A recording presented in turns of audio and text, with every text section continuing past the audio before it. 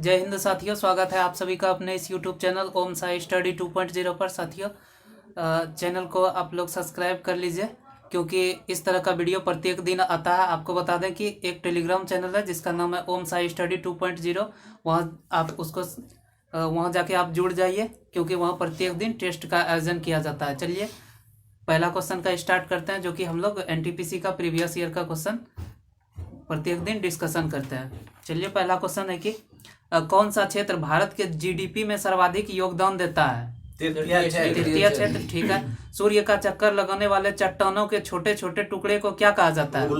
उल्कापिंड। ठीक है। उसके बाद अगला बताइएगा कि कांग्रेस के किस अधिवेशन में महात्मा गांधी ने अन्य नेताओं को खिलाफत के साथ साथ स्वराज के समर्थन में असहयोग आंदोलन चलाने के लिए राजी कर लिया था? कलकत्ता अधिवेशन। ठीक है। अगला बताइए कि भारत सरकार के मानव संसाधन विकास मंत्रालय द्वारा तैयार किए गए शिक्षा पोर्टल का नाम क्या है? साक्षात। ठीक है। उसके बाद अगला है कि भौतिक भूगोल की कौन सी शाखा स्थलाकृति, उसकी उत्पत्ति एवं संबंधित प्रक्रियाओं के अध्ययन के लिए समर्पित है? आकृति विज्ञान। ठीक है। अगला बताइए कि भारतीय संविधान में शामिल स्वतंत्रता, समानता और बंधुत्व सिद्धांत किस देश के संविधान से लिया गया? फ्रांस के संविधान। ठीक है। अगला बताइएगा कि एयर इंडिया के लोगो में क्या उसका प्रतीक है? उड़ता हुआ हंस के बीच कोणार्क का चित्र। ठीक है। कोणार्क के चक्र का चित्र। ठीक है। अगला क्वेश्चन बताइएगा कि कौन सा लौह अयस्क धात्विक खनिज नहीं है? ऑप्शन देते हैं कि बॉक्साइट, तांबा, लेड और अब्रक। अब्रक नहीं है। ठीक है। अगला बताइएगा कि निम्नलिखित में से कौन सा समुद्री ऊर्जा का स्रोत नहीं है? ऑप्शन देते हैं कि महासागरीय तापीय ऊर्जा, सौर ऊर्जा, ज्वारीय ऊर्जा और तरंग ऊर्जा। सौर ऊर्जा। ठीक है। अगला बताइएगा कि जीने का अधिकार भारतीय संविधान के किस अनुच्छेद के तहत प्रदान किया गया? अनुच्छेद 21। अगला बताइए कि महात्मा गांधी के नेतृत्व में असहयोग आंदोलन कब से कब तक चलाया गया था? 1920 से 22 तक। अगला बताइएगा कि प्रांतीय स्वायत्ता को भारत सरकार अधिनियम डॉट के तहत वर्णित किया गया था? 1935। अगला बताइएगा कि निम्नलिखित में से कौन सी जीवधारियों के वर्गीकरण की मूल इकाई है? जाति। ठीक है। अगला बताइएगा कि अंतर्राष्ट्रीय पुनर्निर्माण एवं विकास बैंक को सामान्यतः इनमें से किसके रूप में जाना जाता है? विश्व बैंक के रूप में जाना जाता है। ठीक है। अगला बताइएगा कि सकल राष्ट्रीय उत्पाद से अवमूल्यन घटाने पर प्राप्त राशि को क्या कहा जाता है? शुद्ध राष्ट्रीय उत्पाद। अगला बताइएगा कि भारत के किस राष्ट्रपति को मिसाइल मैन के नाम से जाना जाता है? APJ अब्दुल कलाम। ठीक है। अगला बताइएगा कि शब्द मानसून को डॉट शब्द जो कि मौसम से लिया गया है, जिनका अर्थ होता है मौसम, किस देश का शब्द है? अरबी भाषा का शब्द है। ठीक है। उसके बाद अगला बताइएगा कि किस भारतीय क्रिकेट खिलाड़ी को 2018 में राजीव गांधी खेल रत्न पुरस्कार से सम्मानित किया गया? विराट कोहली। अभी राजीव गांधी खेल रत्न पुरस्कार का नाम बदलकर क्या कर दिया गया? मेजर ध्यानचंद पुरस्कार। ठीक है। अगला बताइएगा कि कौन सा सम्राट अकबर के शासन काल में राजस्व मंत्री थे? तोडरमल। ठीक है। उसके बाद बताइएगा कि अभी वर्तमान में मौलिक अधिकार की संख्या कितना है?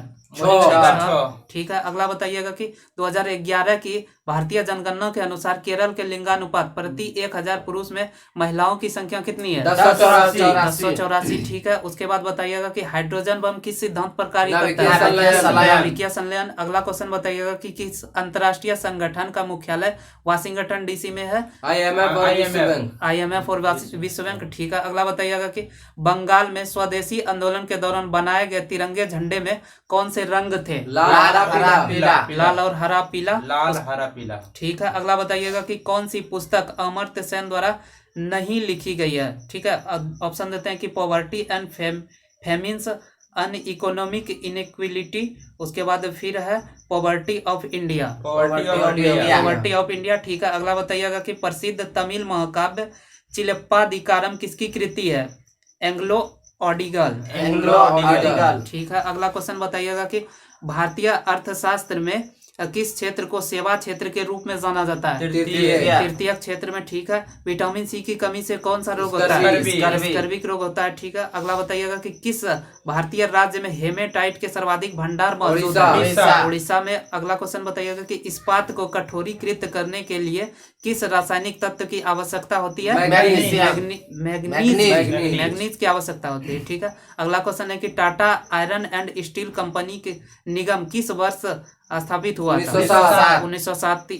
ठीक है। अगला क्वेश्चन बताइएगा कि बाघ संरक्षण हेतु जागरूकता बढ़ाने के लिए वैश्विक बाघ दिवस कब मनाया जाता है? 29 जुलाई को मनाया जाता है। अगला क्वेश्चन है कि खालसा सेना के सैन्य कमांडर बंदा सिंह बहादुर किस ईस्वी में शहीद हुए थे? 1716। अगला क्वेश्चन है कि सतत विकास की अवधारणा में इनमें से किस रिपोर्ट द्वारा अस्तित्व में लाया गया था? Brundtland report. ठीक है। अगला क्वेश्चन है कि उर्वरकों के पैक पर मुद्रित आरक्षण एनपीके क्या दर्शाता है? Nitrogen phosphorus potassium. अगला क्वेश्चन है कि किसे टेबल टेनिस में द्रोणाचार्य पुरस्कार 2018 से सम्मानित किया? श्रीनिवास राव।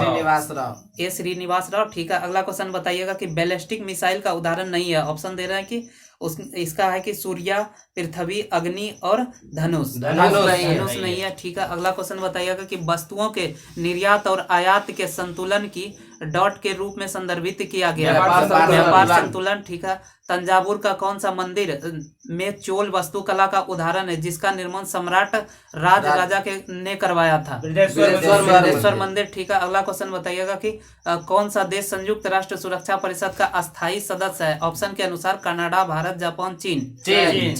ठीक है। टोटल कितना देश है अस्थायी? 5 देश। ठीक है। उसके बाद अगला बताइएगा कि न्यूरॉन का कौन सा भाग सूचना के लिए आवश्यक होता है? डेंड्राइट। ठीक है। अगला बताइएगा कि तमिल नव वर्ष को किस नाम से जाना जाता है? वरुसा पिराप्पू।